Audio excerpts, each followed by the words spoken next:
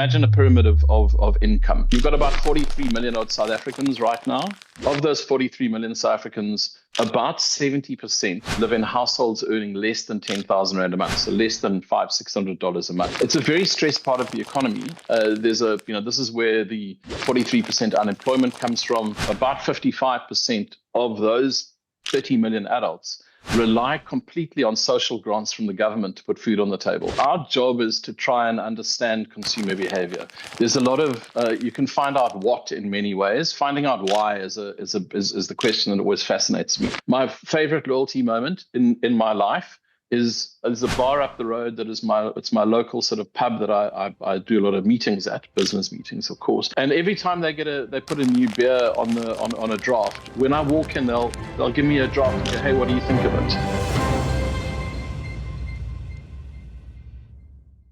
Hello and welcome to Let's Talk Loyalty and Loyalty TV, a show for loyalty marketing professionals. I'm Paula Thomas, the founder and CEO of Let's Talk Loyalty and Loyalty TV, where we feature insightful conversations with loyalty professionals from the world's leading brands. Today's episode is hosted by Amanda Cromhout, the founder of Truth Loyalty, an international loyalty consultancy. She's also the author of the book Blind Loyalty, 101 Loyalty Concepts Radically Simplified, and the founder of the Blind Loyalty Trust. Enjoy. Hi, I'm Amanda Cromhout, the CEO of Truth and the author of Blind Loyalty. Today's interview on Let's Talk Loyalty and Loyalty TV is with Brandon de Kock. He is the Director of Storytelling of Whyfive Insights. He is also the recipient of the South African Loyalty Awards annual recognition of Industry Personality of the Year with his late business partner, Stuart Lowe. BrandMapp is the study which partners with Truth for the Truth and BrandMapp South Africa Loyalty White Paper, which is the annual go-to loyalty read for the South African market. I work with Brandon frequently and intensely to produce the loyalty white paper that serves the South African market. And the data he uses represents 85% of consumer spend in South Africa. It's a very robust study, and he talks us through the insights that generate great storytelling around the loyalty industry, not only here in South Africa, but globally. He discusses the power of research to answer very meaningful questions of why consumers behave in certain ways, whilst obviously we rely every day on transactional data that tells us what consumers are doing. Join me as we unpack the South Africa loyalty landscape, but really from a lens of someone who understands the power of why consumer behavior is what it is. Sometimes the interviews are really, really something I look forward to. And today's interview on Loyalty TV and Let's Talk Loyalty is just one of those. I'm proud to bring to the world of loyalty Brandon de Kock, who's a very good friend of mine, but he is also the Director of Storytelling for Whyfive Insights. Brandon, welcome to Loyalty TV and Let's Talk Loyalty. How's it, Amanda? Thank you and good morning. It's a pleasure to be here. So the reason we want to talk to you on this global loyalty show is because you have provided, through our partnership in South Africa, incredible data that has served the whole loyalty industry. But not only have you done that, you've done so with a great level of insight into how consumers behave around the loyalty industry, loyalty programs. And for that reason, in 2025, the South African Loyalty Awards recognized you and your partner, your late partner in business, Stuart Lowe, as the industry personalities of the year. And Loyalty TV and Let's Talk Loyalty were very much part of that recognition process. So for that reason, we want to chat to you because there's so much you share with the South African audience that I know will have a global impact. So our first question, we're going to kick off straight with a traditional first question of Let's Talk Loyalty, Loyalty TV, is what is your favorite business read? Business read, cheapest. Business. I don't do a lot of business reading. I guess I actually find inspiration for a lot of what we do all over the place. Personally, I have a lens on the world of comedy, and I think that comedy brings great insight. Business read. I'll tell you what, a book that's really inspiring me. It changes the whole time. My favorite book. My favorite book right now is actually Gary Larson's Farside Gallery 5. If you ever, I mean, he's not a business writer, but he might as well be. You know, Gary, he was that famous cartoonist back in the sort of 90s and 2000s in the Farside. And I actually have his leather-bound anthology, every single one that's ever been every cartoon he ever did. I had in Gary Larson Farside 5, which is around 94, 95. There was this whole thing about a Jane Goodall cartoon that was very famous because of these two chimpanzees sitting on a tree, and the woman is preening the man, and she holds up this hair and she goes, well, another blonde hair. You know, well, I suppose you've been doing a little bit more research with that Jane Goodall tramp. And it caused a complete sort of furor, and there was a whole story around it. And I landed up last year emceeing an event where I introduced Jane Goodall here in Cape Town. And I told this whole story, and I took the book, and she actually autographed it for me. So, and I got a big hug from her on the stage. And seeing as she's recently departed this mortal coil, I think right now it's one of my favorites. I love the idea of what Larson did in taking kind of completely bizarre animal sort of humanizing animals. And I think when we start to understand people better in business, it certainly allows us to create a bit of insight, you know. So you'll know, I spend a lot of my time, I'm not trying to make people laugh a lot of the time. I'm trying to show them that, you know, there are humorous ways of looking at things that are deeply insightful. So right now I'll go with Gary Larson, Farside. And actually, as you say, your role, which you've always introduced yourself as director of storytelling, and I've never seen that anywhere else. So whenever I've worked with you and I introduce you, I say it not because it's your title, because actually that's what you do. Like you tell the story of what the business principles are or what we're trying to achieve, especially when we work together on the white paper. But we'll come on to the white paper in a short while. So tell us a bit more about Brandon. Like, I know your role currently, and I know Whyfive, and we'll get into Whyfive as well as the business. But tell us your career history, because I think it's going to be extremely different from anyone else who's been on this show. Career history. It's more like a compendium of games than a career. As you just pointed out, I'm not a researcher. I'm not an academic researcher. I'm not a statistician. My history I'm a writer and a photographer and a storyteller. I've written a couple of books and worked with words and pictures and stories my whole life. So when I call myself a storyteller, I'm not jumping into sort of a modern boardroom bingo game of, you know, narratives and things that, like, I really am a storyteller by profession. It's kind of got me into a whole lot of trouble over the years. So I spent quite a lot of time in the entertainment business. I was 10 years in the music industry. Then I got into actual publishing for about another decade, just over.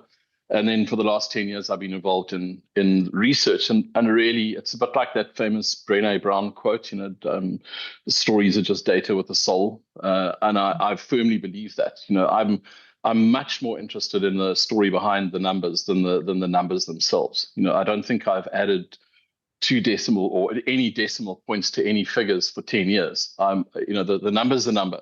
The story that underpins the numbers often far more interesting. In fact, I'd say almost always, unless you're in the sort of hardcore accounts department and you care about return on investment and stuff like that. But generally speaking, I find that numbers, there's so many stories that numbers can tell you. And research is a perfect game. Effectively, I have been researching my whole life as a writer and a journalist. That's what you do. But this is more formal, and obviously it's more about the South African consumer landscape. Yes. But you've just said one of the coolest lines I've ever heard, which is stories are just data with a soul. That's beautiful. Brené Brown's line, not mine. Oh, right. Okay. Okay, I won't misquote it. Beautiful. Okay. But Brandon, so I think for the audience of Let's Talk Loyalty and Loyalty TV, it's a show with audiences all over the globe who are particularly interested in loyalty. So we're going to now turn the tables into why we're talking on this show. And loyalty. The loyalty landscape is something that you and I work closely on for South Africa, but our white paper gets read all over the world. We see that because of where it's downloaded from. But before we even get to the white paper, because that isn't the purpose of today's discussion, tell us a little bit more around the BrandMapp study, because it's not that well known. It certainly isn't necessarily well known outside of South Africa, but it's magnitude in South Africa is extremely interesting. Thank you. I hope so. And we certainly have a broad enough range of clients to give us some comfort that the last 12 years of our lives have been meaningful or make a meaningful impact. So where we started this work, as I said, I was in publishing for a while, and Stuart Lowe, my late partner, and I were, he was the managing director, I was the creative director of this publishing house. And we published magazines that were in sort of operating at quite a high level, in the economy. We had a Getaway, which was a travel magazine. We had a car magazine. We had a golf magazine and a mountain biking magazine and a wine magazine. And we discovered that we just couldn't, there was no decent information available about wealthier South Africans, So we started reader research and literally just stumbled into, BrandMapp and the survey that we do is a complete accident of reader research done 12 years ago. Yeah. But we discovered that we could find ways of getting these guys, these wealthier South Africans who often live behind security fences, to start answering questions and telling us about their lifestyle. And that's really the genesis of where we are. We've continued to do that. We'll get into it if you want, but a key to understanding South Africa, unlike a lot of more homogenous socioeconomic landscapes in the world, is that we are the most divided country in the world, right? We have the highest Gini coefficient of any country in the world. And that means you've got this extreme imbalance between rich and poor. And we are also the 25th biggest country in the world. So it's not just that we have big discrepancies. We have very big groups. When you start talking about the group of people who can afford consumer goods in South Africa, it's 13 million strong. It's not like there's this tiny little group of people in some other African territories that are the super wealthy, and then everyone else is in a state of sort of stress and economic stress. So that's kind of the work that we've been doing, is trying to understand this piece of the pie, which is a very, very large economic engine. We call it the consumer class. And that's what we've been researching pretty much for 12 years. So it was an obvious sort of segue. At some point, I remember, and it literally was when we first started doing the work, we dropped in this question about loyalty programs, not even knowing much about them. The very beginning was that was actually Sundown Reality, because we, in the publishing world, we published their magazine for them. So we actually helped set up that program in a way. And we didn't know what loyalty was. At the time, we were working with the marketing department. The loyalty program was absolutely seen as a marketing ploy. Yeah. So, and we put this little question. I think we only had about 6 programs that we asked, like, do you use them? And we got this ridiculous result. People were like, yeah, F&B e-bucks. We were very surprised. And I think it was around about then that we must have met. And I was, as a storyteller, I was trying to work out, what is this loyalty thing? So it was very obvious to us, at least just over a decade ago, that it was becoming a very, very big part of the marketing mix. And we're effectively marketing consultants. That's actually what we are. We're marketing and communications consultants. So understanding loyalty became really important for us. It's like, what is going on here? You know what I mean? What is this thing? Yeah. Before we move off the study, though, I'm going to interject, because you and I have debates endlessly about the definition of wealth. So you talk about the wealthy South Africans, but to put it in context globally, we're talking about almost a cutoff in South African terms of 10,000 household income, but actually that's about $600 household income per month. So that's a demographic of customers, whilst you say is a smaller percentage of South Africans. What percentage of actual consumer spend does that represent? So that's a much more difficult question. Have we got an hour? So effectively, when the way we try to picture it as a pyramid, imagine a pyramid of income, and you've got about 43 million odd South Africans right now. Of those 43 million South Africans, about 70% live in households earning less than 10,000 Rand a month, so less than $500-600 a month. It's a very stressed part of the economy. This is where the 43% unemployment comes from, and the vast number of those people, sorry, not the vast number, about 55% of those 30 million adults rely completely on social grants from the government to put food on the table. So it's a very stressed part of the economy, right?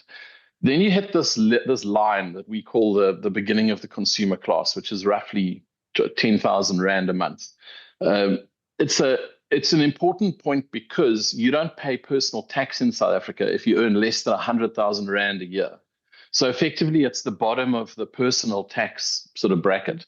Yeah. And we figure that the moment you're doing that, you may have enough disposable income, certainly as a single person, to start acting like a consumer with some choice, as opposed to consumers acting purely out of necessity and survival. Yeah. So then you get into this real top of the triangle. It's about 13.5 million adults, and they are the adults living in what we call consumer class households, so 10K or more. Right at the top of the pyramid, you've got a little group of about 3.5 million adults, about 5% of the population, who live in households earning 40,000 Rand a month or more. So that's, back to dollars. I mean, it's $2,000 a month or more. It's not a massive amount in global terms. But in South Africa, at 40,000 Rand a month, as a household, you can start making some very serious choices. You can start investing. You can definitely get medical aid. There's a whole lot of things that suddenly become part of your basket of possibilities.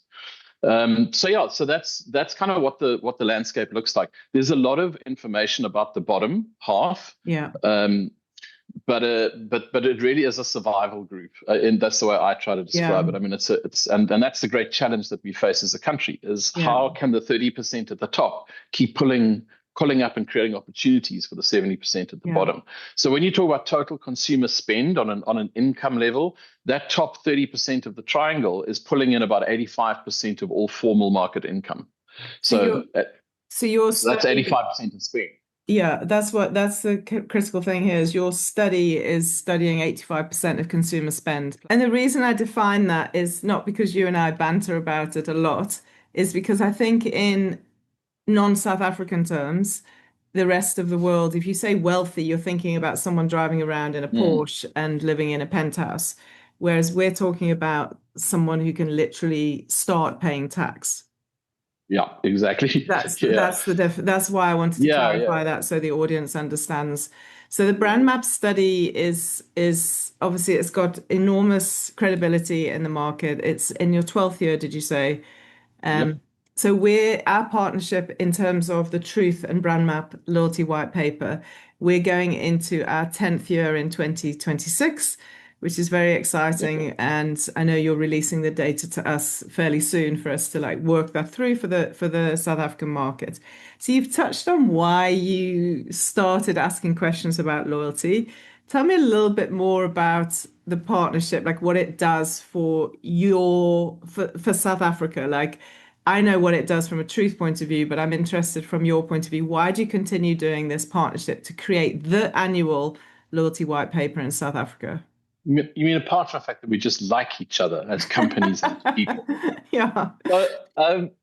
I think I did give you the precursor to it, which is that our job is to try and understand consumer behavior. There's a lot of you can find out what in many ways. Finding out why is the question that always fascinates me. It's like, why are these people doing it? Yeah. So in our BrandMapp survey, we'd always asked everything from what sports do you play and what sports do you watch to what TV channels do you watch, and it's a landscape survey, and I can go in there. It's a bit like I describe it as a crime board. When you see those crime things on TV and you got somebody putting pins in the board and they're connecting them with string. So that's what I do every day. I take my data and I look at these different data points and I try to go, if that's happening, how does it affect that, or what's the possible root causes as opposed to just what the number is. So it's all about connections. And I think when we identified loyalty as having such a big footprint, at the beginning, to be honest with you, it was very much in the top end. The guys who were, I think loyalty launched in the consumer world in South Africa, very much in the airport lounge. If you spend $1 million and you get 10% off, it's worth a lot of money. If you've only got 10 Rand in your pocket, the relative value of the R1, you know what I mean? So loyalty for us seemed to be appealing to the wealthier South Africa. And then very quickly it changed, and we didn't know why. And I think that's what the fascination with the work we do together is. You guys are loyalty specialists. I don't know anything about running a loyalty program. All I can tell you is the effect it has on people, and I can tell you how it will change their behavior because we can see that in the data. Yeah. So in this case, you guys are helping us every year to try and tell the stories on a slightly deeper level. This is a case where I can tell you what, and you can tell me why, and that becomes part of my annual storytelling. Yeah. I put it into my basket. So it's been, and I think because of the radical footprint and it's almost like the obvious difference it's made. It makes sense to just keep doing this, to track it longitudinally. Yeah. So now that we understand the impacts you're seeing in the data, that loyalty programs aren't just this awkward little thing stuck in the corner of marketing, they're actually having quite a big significance. You may not get the exposure we get in terms of the global landscape, but some of the data I've shared with you that the big brands in South Africa share openly in their annual reports are things like 80% sales contribution through a loyalty swipe. The players like TFG Rewards or Extra Savings from the ShopRite Group are saying that magnitude of sales, and they're both gargantuan retailers. So this isn't a small thing going on, like as you said. You've seen it in your data. We see it from the brands. We hear it from the brands themselves. What's your view of the South Africa loyalty landscape? Sure. So I think the way mine's a longitudinal view, right? So if I go back to the 10 years ago, and I think what was the role that this thing played? I think I remember right at the beginning, my little catchphrase was, "It's becoming a hygiene factor." It's like everyone expects it. You're starting to get to the stage where if you don't have a loyalty program, you're somehow lesser, or so the hygiene factor comes in. And then very quickly, it became a hygiene factor, quite obviously. If you go to the original Hertzberg hygiene factor theory, the idea is, it's not necessarily, it's like saying staying healthy is not going to, or medicine is what you need to get you healthy. The hygiene factor is you will not get ill if you just keep good hygiene. So it very quickly became that. It was like, if you don't want to go the wrong way, you need to have a loyalty program in place.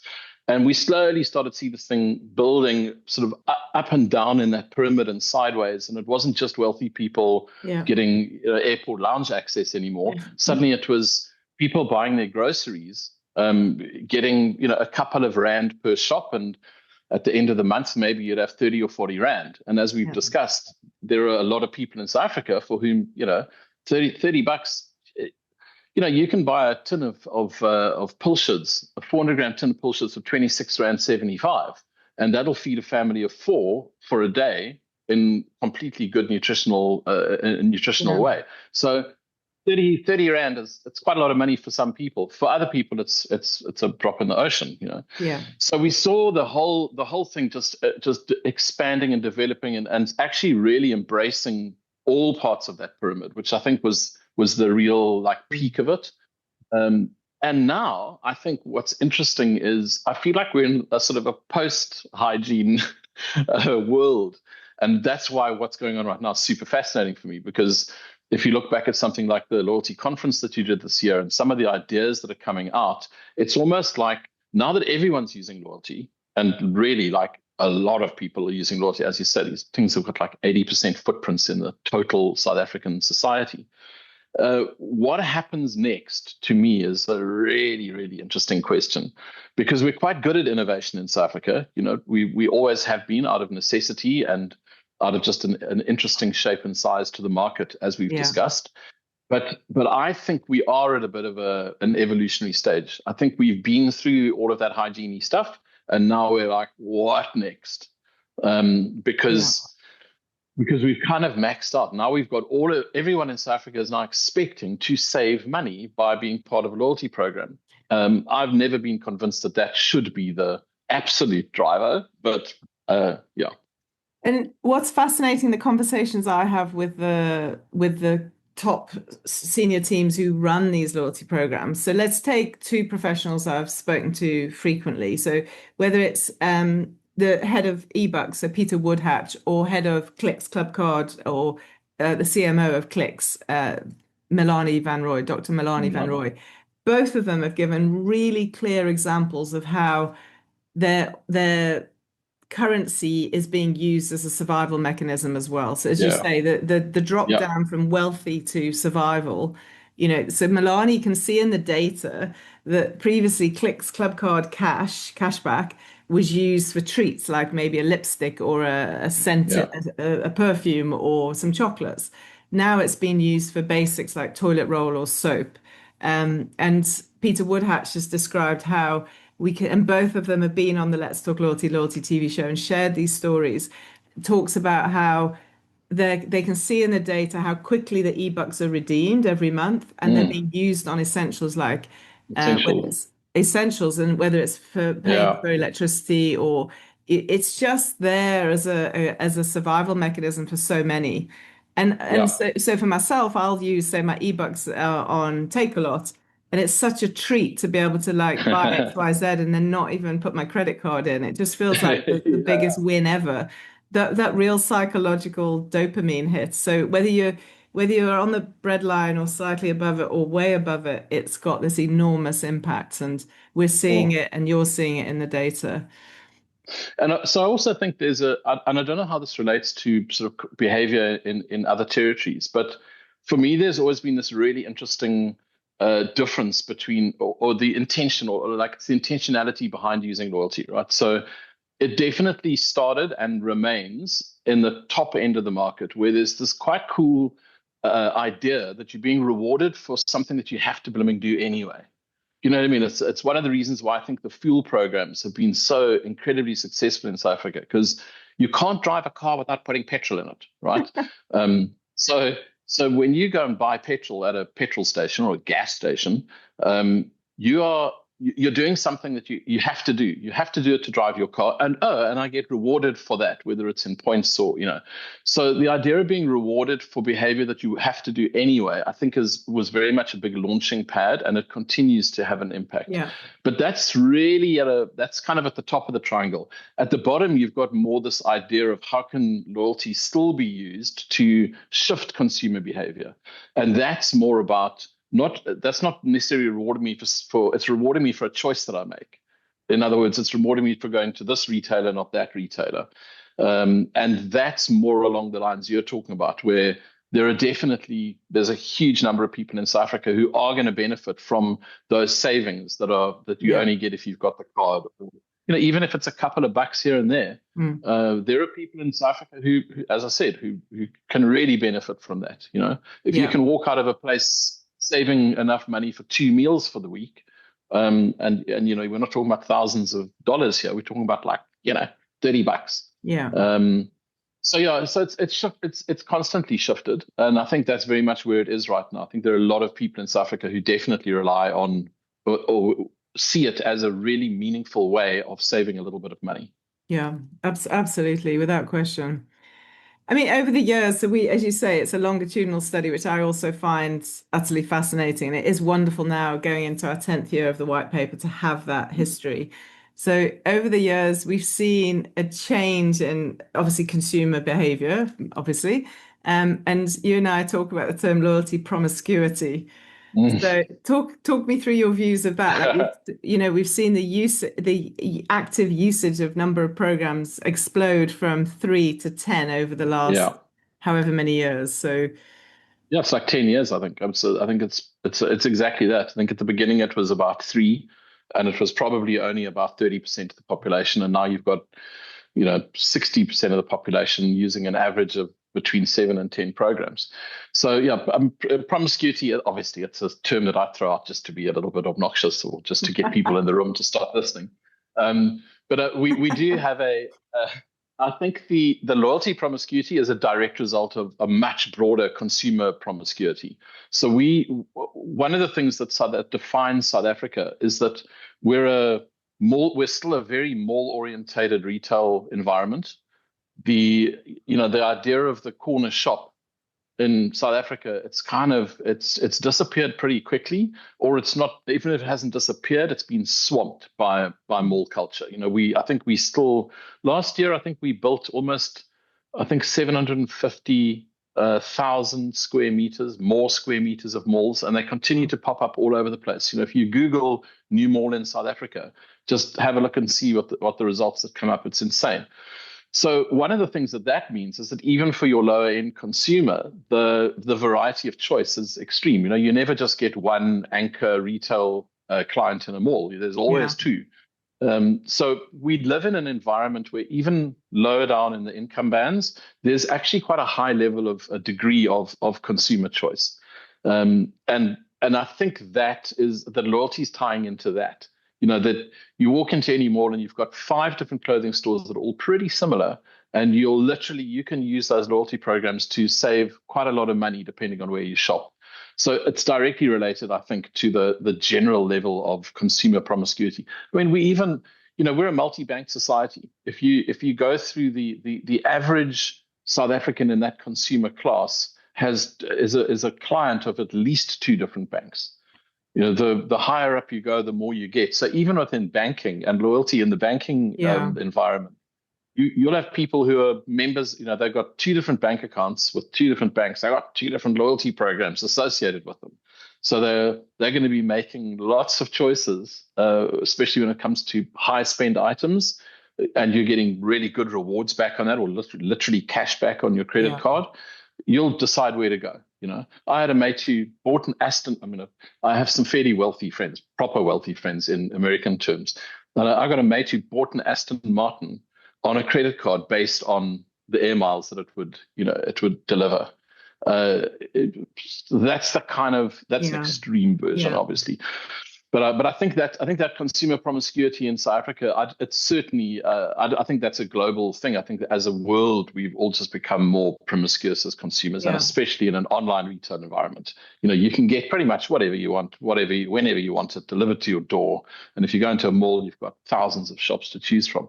So loyalty is very much just ridden that same ride, I think. Yeah. Interestingly, I'll always give the advice when asked on any media show around loyalty, consumer advice, like pick your lane. So don't be promiscuous. So if you're going to use a pharmaceutical brand, health and beauty brand, choose a Clicks or a Discount, depending on which you prefer, or your location or your fuel choice. Choose Engine or BP or Shell. But I think what we're seeing is A, the consumer promiscuity, but B, the fact now that if you look at, I call it the wheel of life. So your wheel of life, where you've got grocery retailing, fashion retailing, fuel, banking, telco, and leisure, travel, and so on, and then utilities and so forth. If you look at that complete wheel of how you spend your annual salary, a monthly salary, loyalty is able to touch every single one of them. And we're seeing a huge trend around consolidation. So there's some great programs in the market. They're consolidating all of that choice and able to reward more than just one industry vertical like grocery and so forth.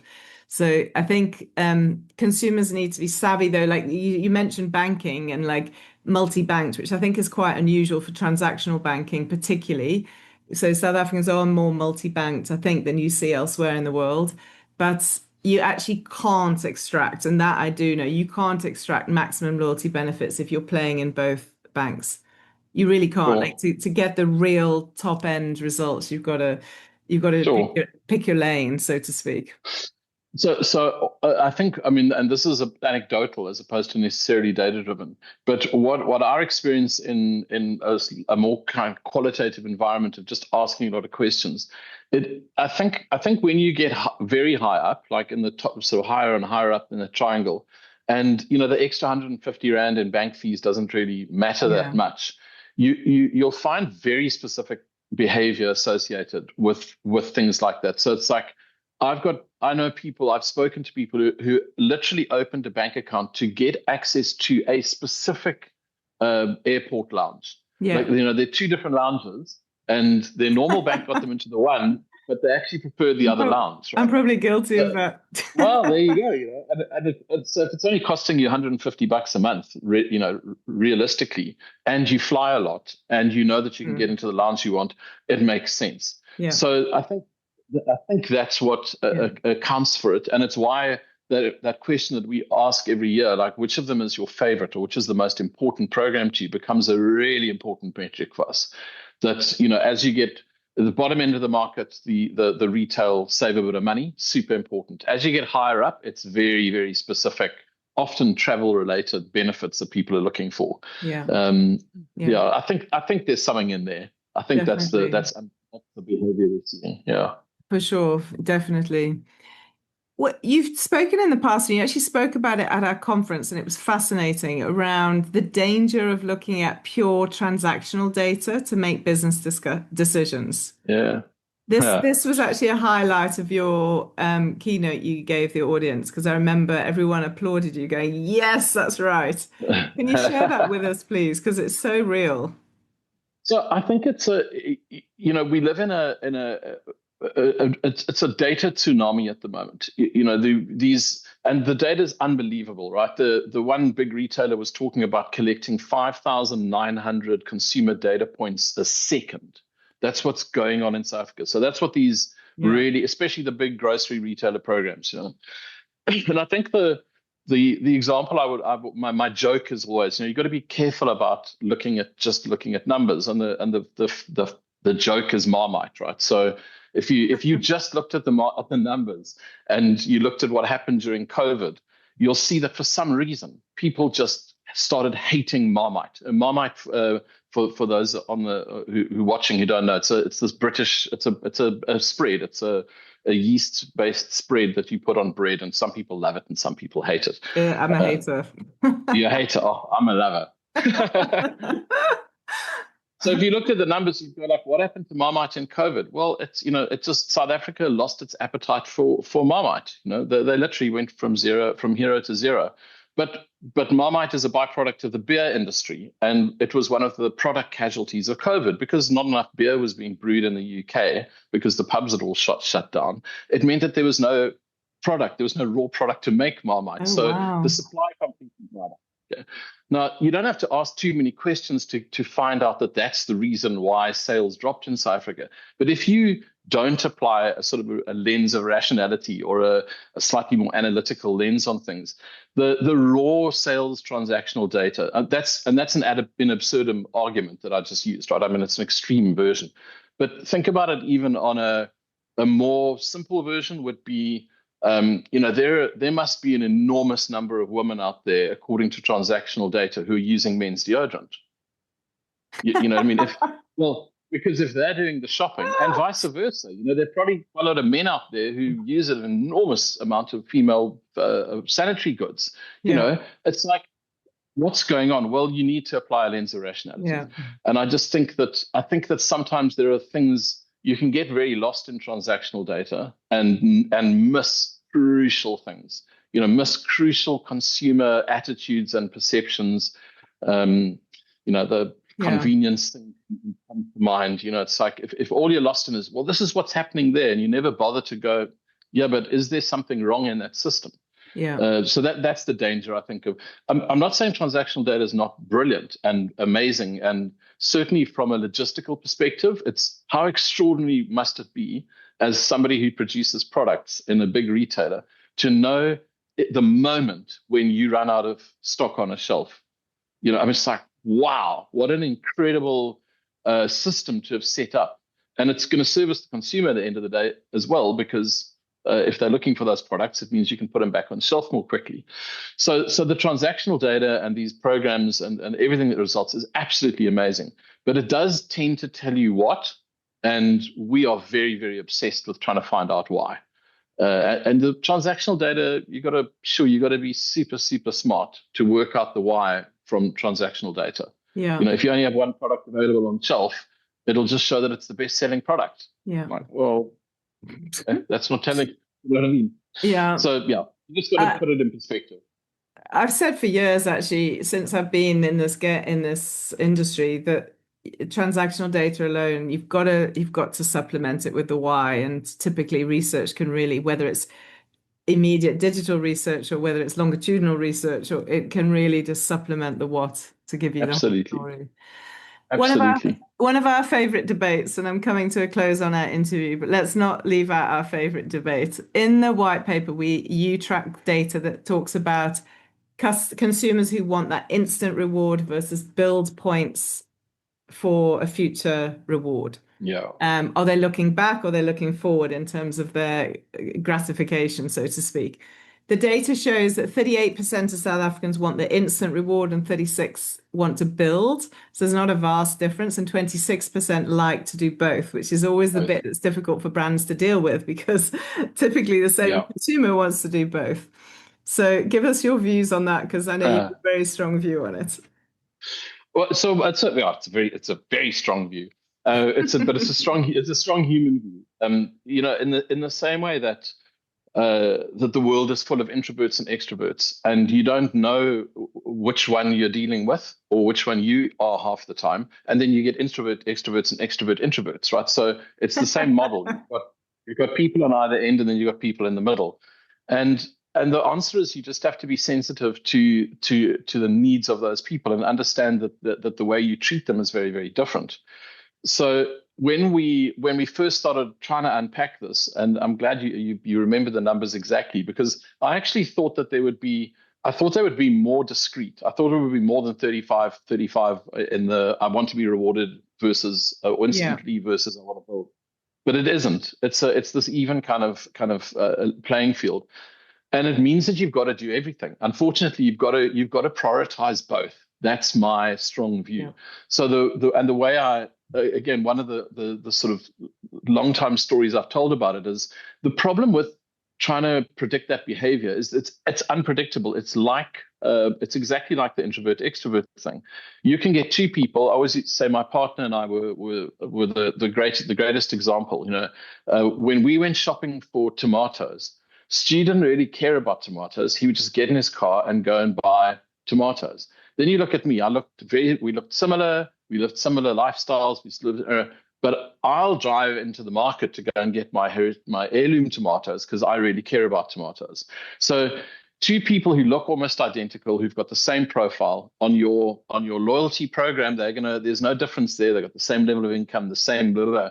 But the one guy or girl is specifically got a mindset that just says, I like it when someone says, you saved 55 Rand 60 today. And then there's the other guy who goes, I just want to know how many points I got because I'm building up towards buying a TV. Yeah. So you can't tell the difference between the two of them. So don't try. Treat everybody as if they're actually that group in the middle. Yeah. Right, which is only 25%. But I say that the programs that focus too heavily on one or the other are the ones who are probably going to fall a little bit behind in the consumer's mind. So it's and I think, I don't know what your experience is, but I mean mine, like everybody I know is different with loyalty. Yeah. I hate building stuff. So I'm the guy who leaves like gift vouchers in my kitchen or stuck on the side of my kitchen cupboard. And they never get used. I'm not that guy. I'm not a redemption guy. But I love it when I go and I buy stuff at a garden store down the road, and at the till someone says, "You've got 250 Rand in credit. You want to apply it now?" That suits me. But not everybody. There's some people who love building. So do both. I mean, that is certainly in South Africa. The rule is do both. It'll be really interesting to see similar studies from major territories in Europe or America. Yeah. Interestingly, a lot of the translation of what you've just described is in the communication. So you, in your garden center, you may have behind the scenes been building up for that 250 Rand off when you shop, but it feels instant because of the way it's communicated. Yeah. Whereas if it's badly communicated and it's stuck on an app and you've got to go down and download your profile and go and find it, and they never communicate it to you, it feels like a mission. So it's not always the nuance, exactly as you've just said. I back up everything you've just said, but in the application of it, the nuance isn't always. I'm with you. Yeah. The nuance is in how it's applied and communicated and engaging with the customer rather than just what the mechanic is. So Sure. it's I guess also multi-layered. there's, I think there's, I suppose there's the thought in my head's always the building thing is me doing some work. Like I've actually got to do more work. You know what I mean? Whereas the instant gratification, that's real. That's for me. That's treating me like a really loyal customer. My favorite loyalty moment in my life is a bar up the road that is my local sort of pub that I do a lot of meetings at, business meetings, of course. And every time they put a new beer on a draft, when I walk in, they'll give me a draft and go, "Hey, what do you think of it?" And to me, that's the ultimate loyalty, because I'm not asking for anything. I'm not built. It's yes, on your theory, the money that I've spent there in the last 10 years, I've been building up for that free beer. Yeah. But for me, that's the instant gratification moment that I haven't overtly built for, and that suits me. Yeah, and that case you've just described as well is surprise and delight. It's unexpected. Absolutely. You have there's a psychological dopamine hit from it, like great free beer, like not just because it's beer, it could be anything else. No, it could be anything, yeah. Okay, well, Brandon, we could talk forever because we typically do, the two of us talk about this data forever to get the right stories out for the market. But is there anything else you want to leave us with before we draw the interview to a close? Sure. I think you started off by saying what I think about the landscape and that whole discussion about where does it go next. What I'm looking forward to this year with getting the data out, I've got it's a spoiler for you about where one of the angles that I'm trying to take on it. I spoke a bit about that promiscuity thing, and there's a sort of a greater cause that underpins it, which is what I think we're getting into this weird space of consumer or retail ubiquity. It feels like South Africa is a market where, in the same way that the loyalty programs are all joining together to be like these big master programs, yeah, finding out who's doing what in South Africa right now is really hard. The pharmacies are starting to sell groceries. The grocery stores are trying to sell fridges and air fryers. It feels like everywhere you go is just this everything. Big amorphous everything. And I do still think that loyalty, the concept of loyalty, of knowing who I am and finding out how you can differentiate yourself in this really vanilla landscape, I think that's the key, possibly for the immediate future. Is like, and I'm hoping that somewhere in the data this year, I'll be able to try and pull some of those stories out. Like, who and how and where are these brands managing to still use loyalty to differentiate themselves? Because sure, it's getting hard as a consumer. It's like I think with 10 cards in my wallet, I'm not even sure which loyalty program I'm using half the time. It's tough out there. And differentiation of brand and a product and a service has to still be key to a little competitive advantage. Yeah. So I think that's my dominant thought at the moment about loyalty. Stunning. Well, let's see what we can pull out for the 2025-6 South Africa Loyalty White Paper. Brandon, thank you for your time. Thank you for sharing your insights. You really are a director of storytelling. I could listen to you tell stories like this all day. Thank you. Thanks, Amanda. Thanks for having me.